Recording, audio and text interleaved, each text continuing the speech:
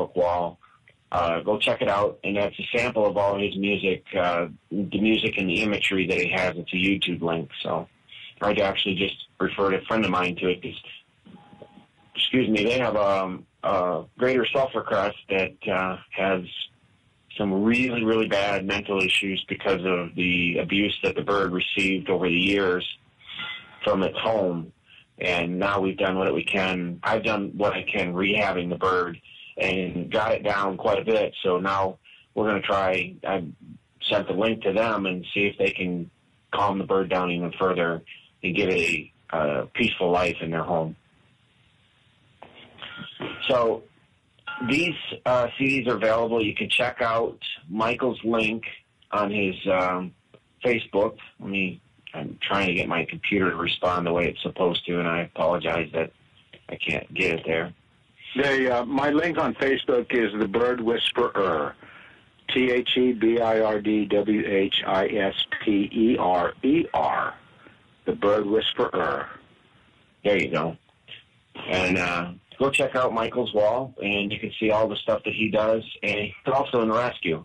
Only thing is he's a sanctuary, full-time sanctuary. So if you have time, go pop it up. I'll make sure I share the link. Let's see, what else here? My actual website is thebirdwhisperer.org, and that'll kind of give you an idea of what I do, pictures of all my kids, and where we're located. We're in the Mendocino Forest, 12 million acres, up in Northern California, on top of the world. Folks, you remember the term when you, as a child, that you heard in the middle of nowhere? I found it. Anyway, so that's where we are. I finally was able to take and get a place where it doesn't matter how many birds that we have. Everyone in the community, in this entire forest, basically supports what we do. There's no hunting here. There's no killing here. There's just empathy and a lot of heart. And, if you guys ever want to come out and take a look, you're invited. One of these days I'll try to get out there. But, when you got a flock, and you can't really just get up and get away, so it's really hard to do that. So when I go on vacation, I put in a video. Yeah, we got all right, Michael. Guys, man, and we got them all right where they want us. It's a perfect relationship. That's awesome. We got to pause here shortly for commercial. We'll be right back with Michael Cox on pets, rescue, etc. Take it away, Frank. Welcome to the show, Cheryl. You can make it. And Michael's already talked to us a little bit about his CD, and we had one caller call in, and she literally has had her CD less than 12 hours right here in Michigan and has caused super calmness in her home. With anything besides the birds? So far, just all of her birds. Okay. And she had a rescue Moluccan cockatoo that she had some issues with, that it has calmed this bird down drastically because it was a stressed-out bird. So it's been a wonderful help for her already in less than 12 hours. She literally received her CD today and started playing it right away. Michael, are you there? Yes, ma'am. Well, we did kind of just something a little different. Have you shared that at all? Just a little tiny taste, please. The podium is yours, darling. Okay. Michael, I think many of you know, or maybe many of you don't, but we have a granddaughter that's autistic, and she will be 4 years old the end of May.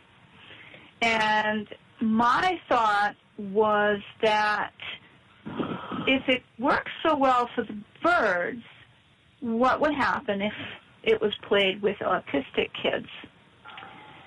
And Megan started playing it right away. Megan is my daughter. And Dalen was very calm and very quiet and very peaceful. And they sat and just watched it in a very relaxed way. Megan puts it on a lot, and she's got also my grandson turned a year old yesterday. So with the two little ones, when she puts it on, everything just mellows. We got a question here for you from one of our Chatwing listeners here. Would you suggest playing the CD all the time or just a few times a day, or how often? To be honest with you, I play it daily at my sanctuary, very low volume. That's the one thing. You don't have to play it really, really loud. Play it at a volume that's comfortable for your ears, so it's comfortable for your birds. You don't have to blast it like you're in a stadium. I have mine set up basically where it just plays very low, and yeah, I mean, they like it all day long. I put my CD player on loop or repeat or whatever, and while I'm bringing some of these guys outside and playing with them and rolling them over in the grass and scratching their bellies and stuff, the others are in there listening to it, and it's like my wife mentioned, it's ambient music of the rainforest as well, but coupled with subsonic and ultrasonic sound. There's stuff that I put in there, as I said earlier, that you can't hear. Humans can't hear this, but animals can, and they react to it. So if you play this daily, basically for your kids, you know, it works. It works. Like I said earlier, not to be redundant, I've been working on trying to find the right sounds for 40 years. Working with subsonic and ultrasonic sounds. Subsonic is something like so low. I mean, lower than the bass you can imagine. But you've probably gone into theaters and heard this and felt it in your stomach. You know, that's subsonic sound. Ultrasonic sound is something that's so high that even a dog can't hear it. And I've always believed that sound is like a full circle, okay? You can go so low and so high to eventually they meet. And once they meet, it opens up a window. And that window is the portal to direct communication and safety, education, intellect, perseverance, and knowledge. And that's what I've worked on for so many years, to be able to do this. And I think I finally got it, because it's working with bird. It's working with bird, folks. And I want to share it with the world. Like I said earlier, Trace, I don't want to hear about another bird ever having to be rehomed. I want them, when somebody goes to a rescue and picks up a bird or goes to a pet store, goes to a breeder and brings them home, I want them there for the rest of their lives. And I feel that I've created a tool from the heart that can make that happen. They can truly make that happen. And like I said earlier, my mission is I don't want any more birds given up. I want them to have the same right that we do as human beings, to wake up in the morning and look at life with crystal eyes, the eyes of a child, and say, far out, man, inside, I've got another day on the planet. And that's what I do, and that's why I did this CD. That's a very good challenge. And now you have an actual human effect with Cheryl's grandchild having it doing what it's supposed to do, calming and soothing at a level that people don't understand. No, I never imagined that when I did this, to be honest with you, I only had bird in mind. Okay? I never imagined doing this for autistic children. I never imagined doing this for people that have episodes every other day and wake up in the morning and don't even remember their names. I've gotten some feedback on that as well, too. And all of a sudden there's identifying factors that come into play. I never, ever imagined, my whole focus was to do this for bird and keep birds from being rehomed. Right, and what was your reaction when I said, hey, Michael? You know what my reaction was, Cheryl, when you said that to me? And talking about your grandbaby, being autistic and all of it, tears ran down my face. And I'm going, you know, the thought that keeps our heart beating I always had the dream of being able to come face to face to it without having to die to experience it. And that's kind of what I felt when you reflected that back to me. A child that's autistic, they're looking at life with crystal eyes every single moment, but there's a whole lot of breaking glass that goes on around them. So maybe I think that but your words to me was exactly that. I never thought about it for people.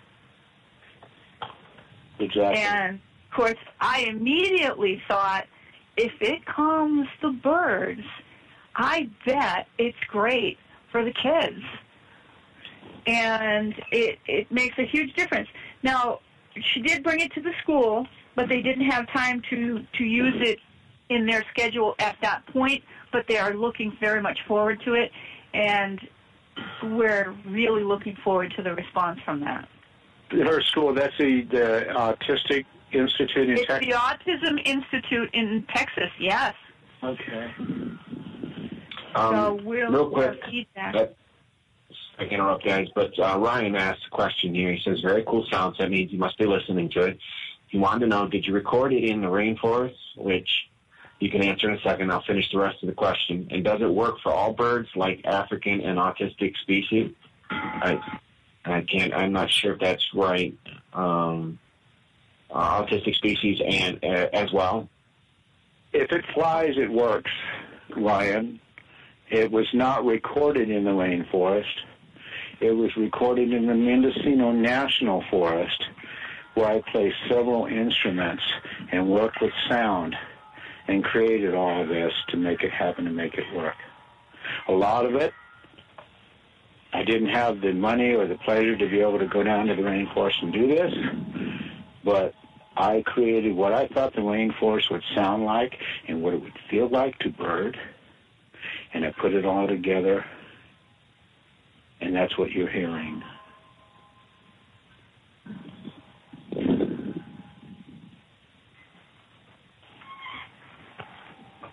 Are you still there? Yeah. Oh, okay. Yeah, I'm still here. I'm just in awe of the whole thing, and so sometimes the call just drops, and I'm standing. I've done this before, like with AT&T or problems with my phone. I go, I'm going, well, it happened, da-da-da, and all of a sudden, hello, and there's nobody there after 3 minutes, I'm going, right, can you hear it now? Go home and let the dog out. Well, it's such a huge thing, and I know how it makes me feel, knowing that it creates peace in such a busy mind. In the case of my granddaughter, I don't know if you've said this before, but I'll say it again. If you are interested in buying either the DVD or the CD, you can send a PayPal. You can make a PayPal payment to avianart007@yahoo.com, and you can send that as a gift. That works out really well. Cost for a CD or a DVD is $15 or both for $25. And it's a great deal. I think it's a priceless investment, personally. I bet this would work really great for newborns, too. And even though people can't hear, I think that on some level it's being absorbed. Does that make sense? That's the reason for the subsonic and ultrasonic sound. A total deaf person can enjoy this because they don't have to hear it. Right. That's the whole idea. Right. And I think that this would be, someone asked the question. I don't know, are you on a chat roll, Trace? Yeah, I'm not chatting. I logged in through Facebook. That's the easiest way. Okay, I don't know where that is, but I think a question that came up was, would this work for every species or every breed of bird? And I think that it would have to work from everything from finches to the biggest birds, because it's the way that it's been produced and the sound waves that are exuded from this when it's playing. Well, I can tell you this. I had, like I said earlier, when I did this, And I didn't do it just in one day, okay?